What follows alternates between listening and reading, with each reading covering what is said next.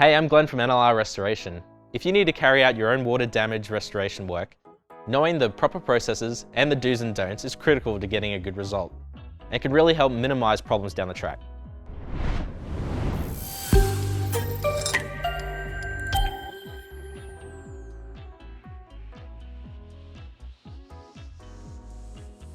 Before we start though, it's important to know your own limits. Water can be a serious health risk, especially from dirty sources like sewage systems or floodwaters. Restoring water damage too slowly or in the wrong way can lead to increased repair costs or secondary damage. If a job seems too big or too complex or presents hazards to your own health, please get a professional. Evaluate hazards. Not to repeat ourselves, but if there are any hazards, don't attempt the restoration without professional help. An example of this would be electrical damage in a water damaged property, or sewage by which industry standards requires specific decontamination procedures. Stop the source of the water. If the water is still entering the property, stopping that is the first step. If there's a burst pipe or shower overflow, it might be as simple as turning off the water, but for fire suppression systems or fire hydrants, these often are only able to be turned off by the fire department. Act fast.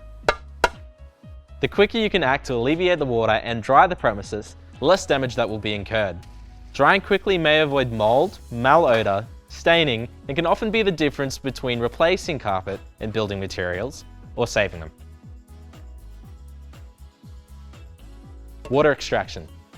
While some water may eventually evaporate, this may not happen quick enough to avoid damage. Additionally, water may not dry due to being trapped within materials. Using a wet dry vac like this one can remove the bulk of the water, allowing drying gear like air movers and dehumidifiers to remove the last, more stubborn moisture. If you don't extract water, mold growth and/or carpet and staining damage may set in before it's had a chance to properly dry. Now that the main process is understood, here are some tips that might help you if you come across a small water damage at your building. If you have timber or MDF furniture on the floor, take them out of the room to a dry location or put them on foam blocks or anything plastic that won't bleed onto the carpet and can support the weight. Doing this can avoid staining to the carpet and damage to the timber base of the furniture.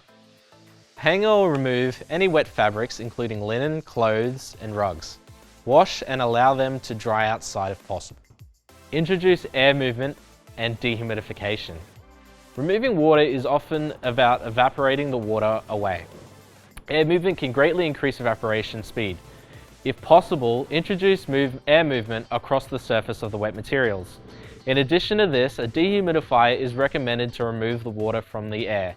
Keeping the air as dry as possible will increase evaporation from the materials. If you cannot get access to this equipment, turning on ceiling fans and opening windows and doors might be a good idea until you can get professional help. Use a moisture meter to monitor water levels. Materials can be wet even though it feels dry to the touch. As most materials are multi-layered, moisture may be trapped underneath. Using a moisture meter to measure moisture content in materials will help greatly in tracking any materials that are still wet. As a reference point, take a moisture reading of a known dry area, one for each type of affected material. For example, a carpet reading and a plasterboard reading. This should be your target level of moisture content in your wet area after drying. Moisture meters can be purchased from some hardware stores or hired online. If you have any affected void spaces like behind cabinetry or in attics with water ingress, they will need to be accessed and have air movement introduced. The spaces are especially prone to mold, so it's critical for the health of the occupant to dry the space thoroughly. This type of drying can be difficult to do well, so it often pays to get a professional. Now some don'ts. Do not use a regular vacuum cleaner to remove standing water. You will ruin it very quickly if it's not water rated. Don't enter a room with electrical or structural damage. Call a professional for help. Do not lift carpet without professional help. You may damage the carpet and it may require replacement. Do not clean up Category 3 water by yourself. Category 3 water is grossly contaminated and can contain pathogens, toxins, and other harmful substances, like, for example, E. coli, pesticides, and Legionella. Examples of Category 3 water are sewage, water that has been in contact with animal droppings, creek or flood water, and more. This type of water poses serious health risks and requires specific procedures and PPE for extraction and decontamination. If not done correctly, you can expose yourself to significant health and legal risks. Hopefully, this gives you some helpful information you can use next time you have to deal with water damage. If you need professional help, there's no better team than NLR Restoration.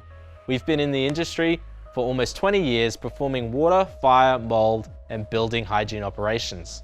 We've serviced tens of thousands of customers, all the way from smaller apartment overflows to floods that have affected more than 80 floors in one of Australia's tallest buildings.